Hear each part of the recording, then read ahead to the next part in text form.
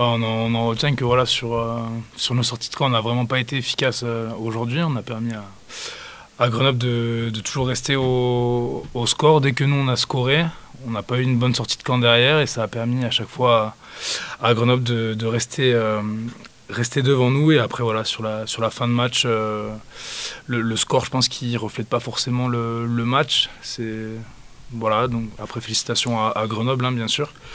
Mais voilà, on va travailler sur nos sorties de camp et aussi sur nos zones de marque parce que on voit que quand on rentre dans les 22 mètres, c'est compliqué pour marquer. Donc voilà, on va travailler sur ces deux choses-là. Ouais. Vous avez tenu le bras de fer jusqu'à la 69e. Ouais. Comment expliquer ces 10 dernières minutes un peu cauchemardesques? Vous avez ces 3 destins du demi? Je sais pas, on peut parler peut-être de l'état physique, mais enfin personnellement, je me suis senti bien. Après, voilà, c'est à voir.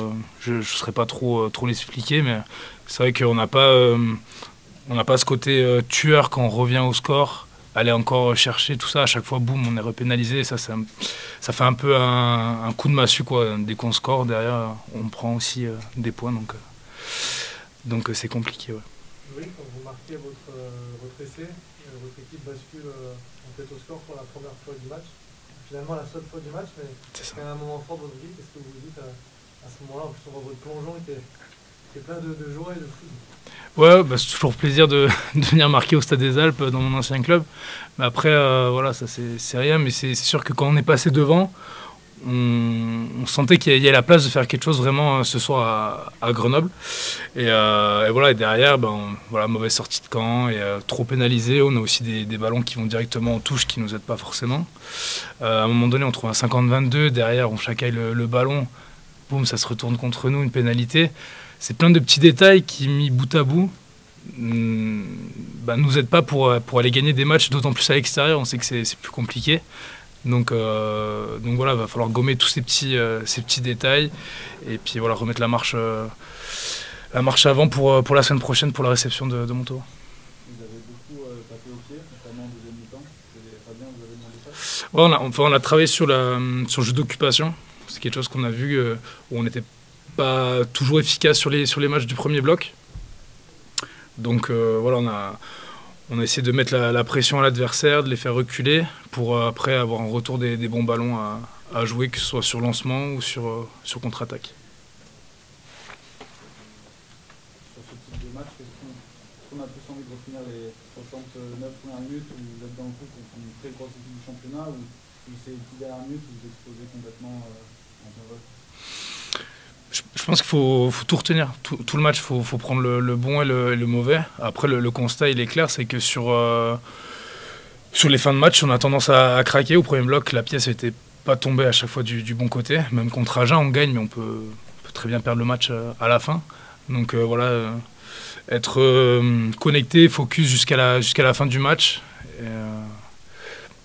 voilà, si on veut gagner d'autres matchs. Est-ce qu'un joueur comme vous, qui a une grosse expérience de la Pro D2, il peut prendre un peu le leadership dans ces moments-là? Il va falloir parler avec les gars. Justement, là, on a des groupes de leaders pour les matchs. Donc, on a forcément le capitaine, on a aussi leader de combat. Là, moi, je fais partie des leaders de défense. Donc, voilà, on se regroupe, on se parle. Et voilà, il faut trouver les mots pour justement remotiver les troupes. Et puis, voilà, ça ne se passe pas que au match aussi. Ça se passe aussi à l'entraînement. Avoir une bonne attitude et puis voilà, montrer l'exemple à tous ses coéquipiers.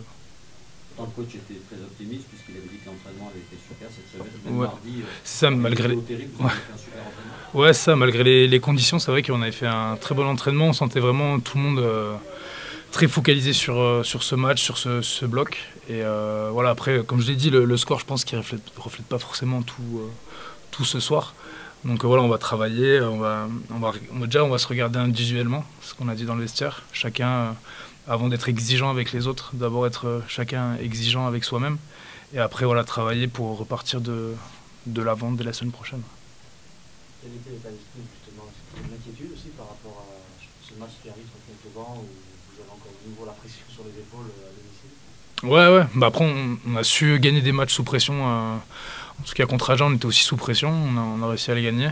Donc peut-être qu'on a besoin de ça pour pour aller gagner ces matchs. Et aussi, on tient à remercier aussi tous les supporters, c'est important, qui ont fait le déplacement encore nombreux ce soir et qui continuent aussi à nous soutenir à Pompidou. Donc ça, c'est important et merci à eux.